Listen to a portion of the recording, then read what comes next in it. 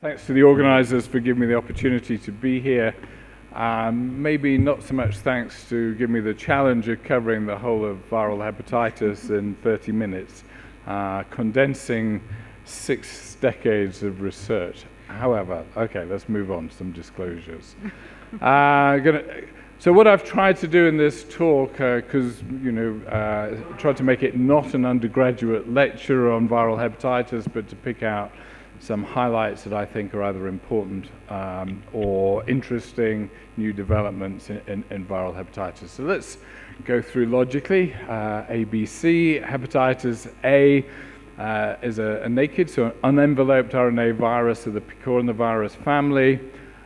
It is resistant to low pH, hence it can get through gastric acid, but it is inactivated by high temperatures, formalin and chlorine, so there is no real excuse for transmitting this organism, which is clearly fecal-orally transmitted, just like hepatitis E, and yet, of course, there's a huge prevalence of this infection on the African continent.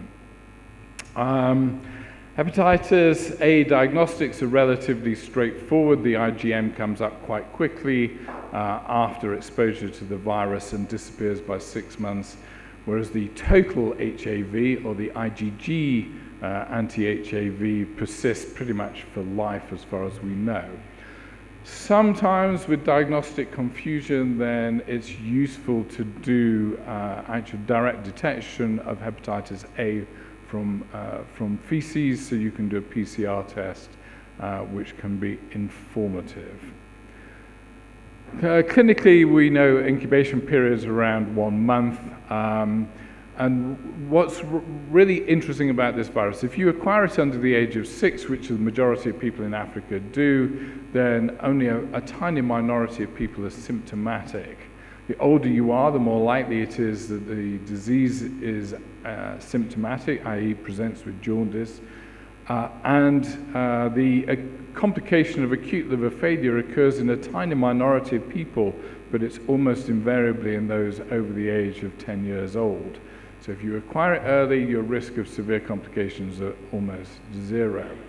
However, you can have a relapsing course of the disease, and also of interest in 10 to 20% of people, particularly in adults, you can get a cholestatic hepatitis. So it starts with typical acute features with high ALT values, and then as it develops, you get often itching associated with high alkaline phosphatase.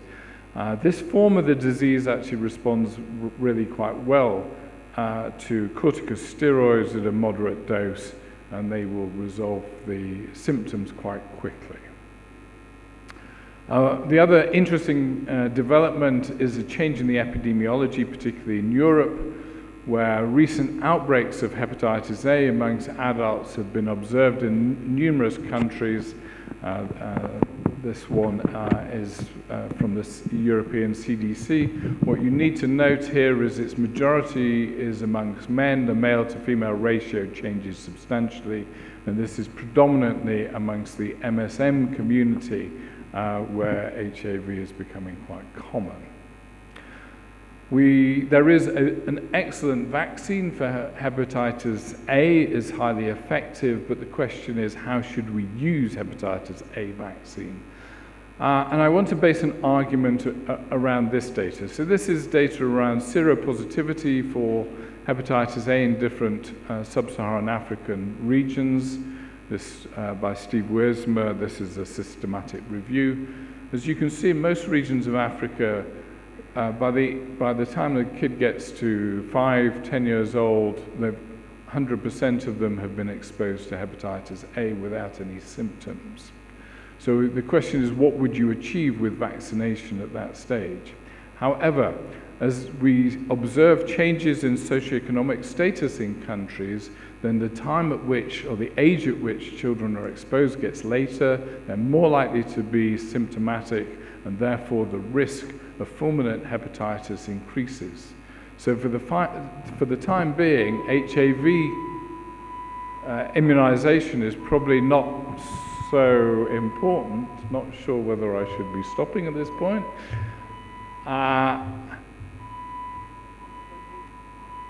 are to compete with the buzzer. Turn that one off.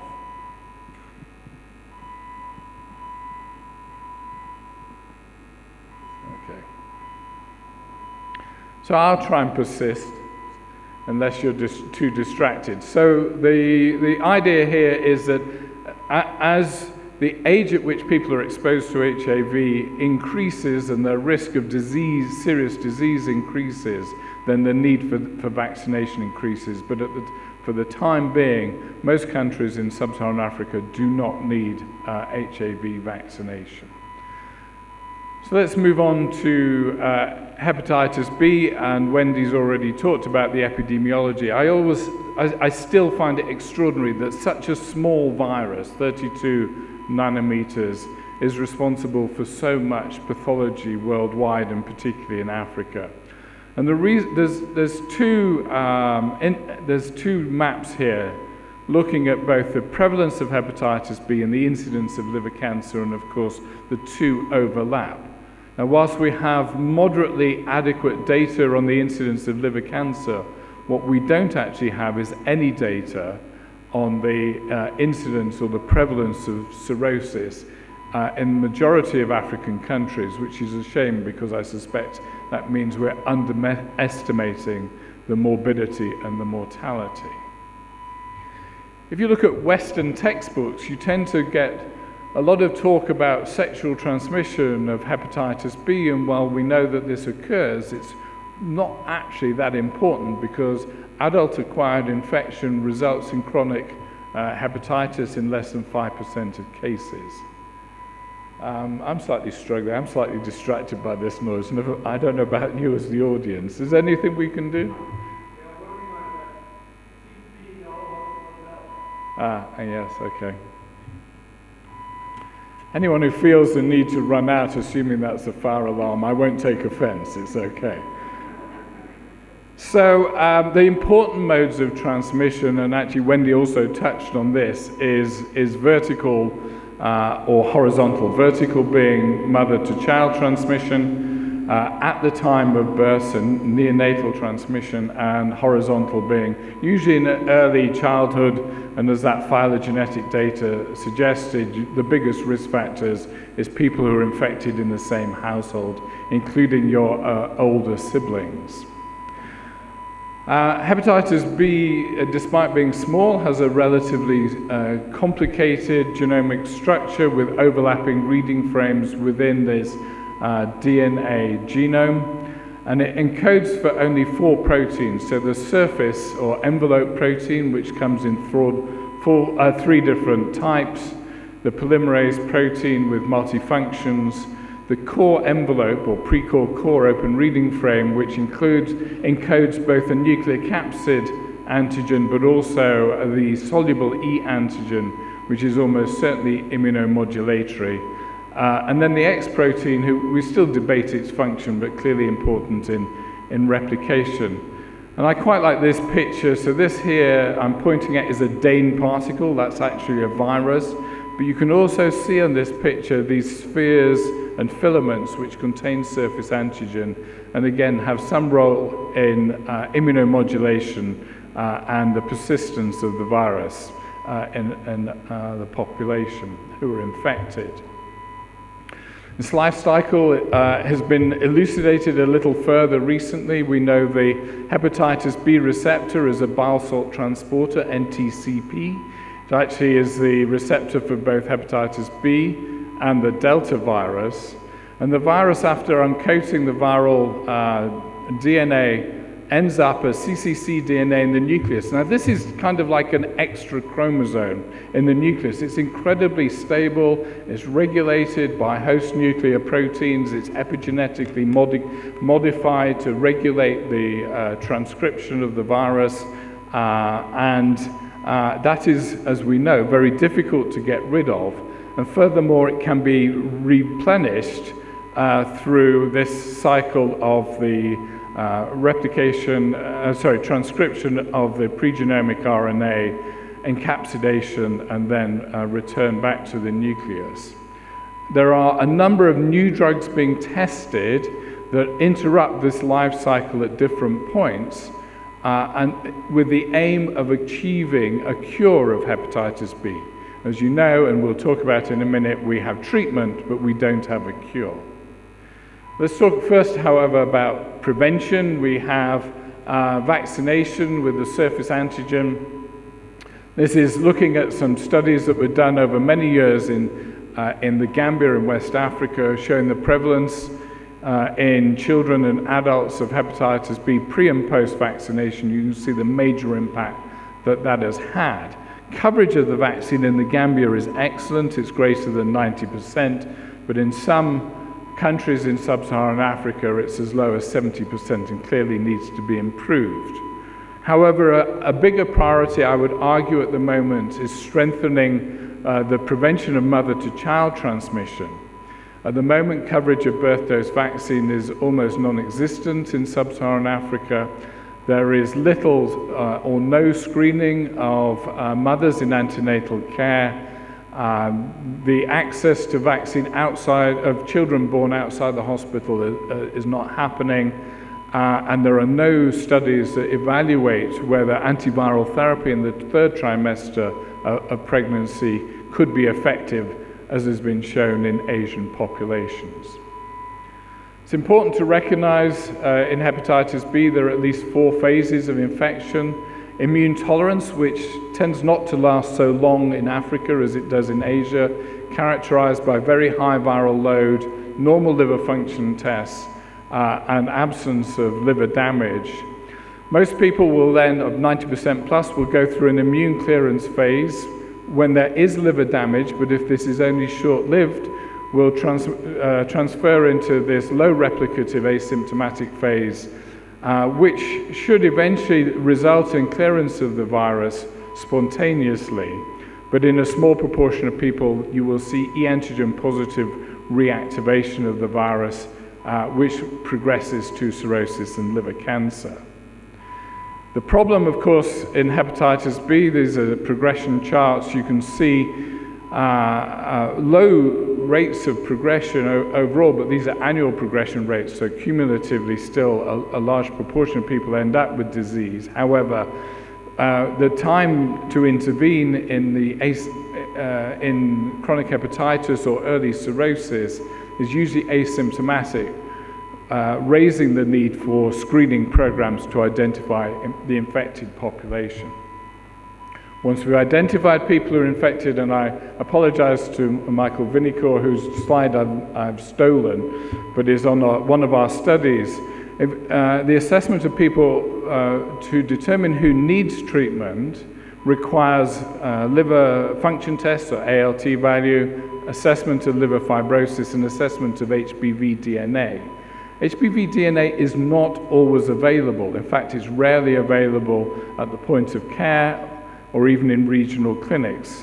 And we've come up with a new treatment algorithm, if you like, based on ALT values and e-antigen status called TREAT-B, which is a simplified way of identifying people who probably should be treated with antiviral therapy. I'll skip through these in the interest of time. The EASL clinical practice guidelines are very much based around liver histology, HBV DNA, as well as transaminases, and are not always practical in the African setting. What I would highlight is there is no doubt at all, any patient who you think has cirrhosis, irrespective of their viral load, they need treatment. I must underline that.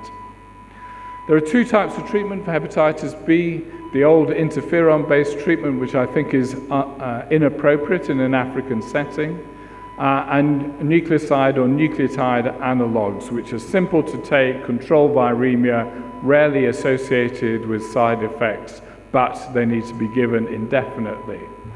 Viral control is achieved.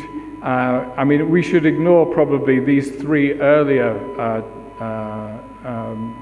nucleoside and nucleotide analogues and just consider tenofovir and entecavir. They control virus in virtually everybody, and that is long-term, if I can go forward, but I can't any longer. Sorry, my slides are stuck. No more slides? Okay, and this is just to underline that continued treatment over a 5-year period, patients still have control of viremia, and the key issue here is the same as the issue with HIV, is predominantly one of adherence. What's interesting, and we're now appreciating, is the concept that cirrhosis and any fibrosis can be reversed in patients taking treatment continuously. Somebody really doesn't like viral hepatitis, or my lecture. Oh, okay.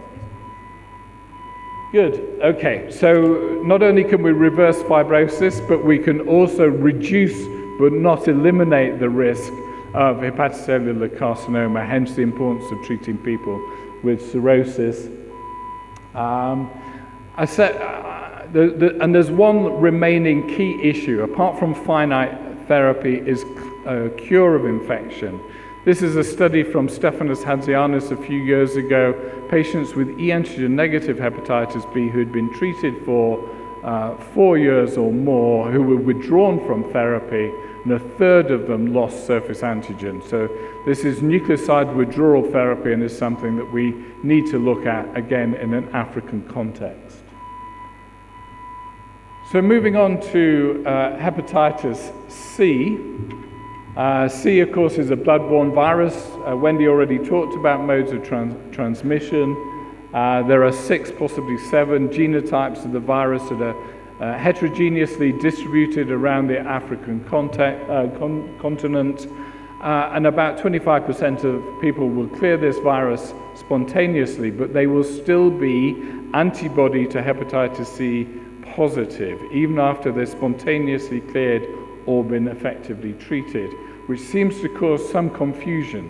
So hence the need for tests that detect viremia rather than purely the antibody-based tests. There are around 70 million people treated with this infection worldwide. Unfortunately, a lot of them are here in Africa, and unfortunately, a lot of them are related to public health episodes. In Egypt, this was related to the anti-bilharzia campaign initially, and in other countries such as Cameroon have been linked, in fact, to malaria vaccine trials in the past. However, ongoing transmission of the infection seems to be related to hospital or healthcare facilities. The disease progresses over 20 to 30 years to cirrhosis, decompensated cirrhosis, and hepatocellular carcinoma. And again, like in hepatitis B, of course, the majority of people in the early stages of disease are asymptomatic, raising the requirement for screening programs if we're going to tackle these infections effectively. These slides are just to reinforce the comment I made earlier about the antibody persisting irrespective of clearance of the infection. And people with, although here the graph suggests that symptoms may occur, symptoms during the acute phase of a chronic infection are relatively rare. As pointed out, routes of transmission of hepatitis C are predominantly around healthcare facilities, unfortunately, in the African context. So anybody with a medical needle is potentially a hepatitis C spreader. But the other thing that is emerging recently, and John Rugwesha will talk about his data from Tanzania soon, is the emergence of intravenous drug use, a problem, of course, which is particularly prevalent in European and North American hepatitis C infected communities. I'm not going to spend a long time talking about antiviral therapy, apart from to draw your attention to the fact that, one, with 8 or 12 weeks of treatment, we can cure virtually 100% of patients, that there are 3 regimens that are pan-genotypic and highly effective with virtually no side effects. And actually what we need for treatment is a test for viremia before the patient starts, an 8 to 12 week course, and then another test 12 weeks afterwards to ensure that they have successfully cleared the virus. Just a couple of the regimens illustrating how potent they are. The other important thing about hepatitis C is if you get rid of the virus, so it's gone, it's a cure. It's not like hepatitis B, where it persists in the hepatocyte ad infinitum. In hepatitis C, this is cured. And sustained virological responses is associated not just with a reduction of hep C or liver-related problems, but overall mortality is also reduced, as the hepatitis C virus is probably associated with increased risk of metabolic syndrome and with cardiovascular outcomes and diabetes.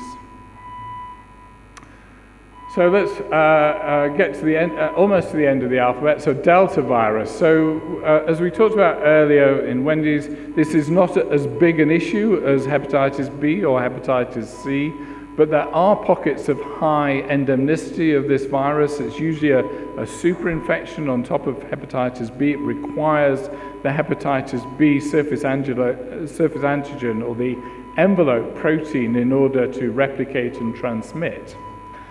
And the problem with this virus is that we don't have a good cure for it, and that it is associated with accelerated progression to cirrhosis. And you can see predominantly Central Africa is affected by this.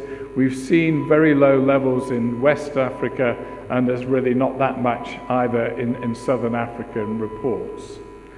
There's an interesting component to the Delta virus life cycle. It's an RNA virus. It gets in through the NTCP receptor. And the viral particles go through the endoplasmic reticulum and Golgi apparatus where they're prenylated. And this is a relatively unique viral process.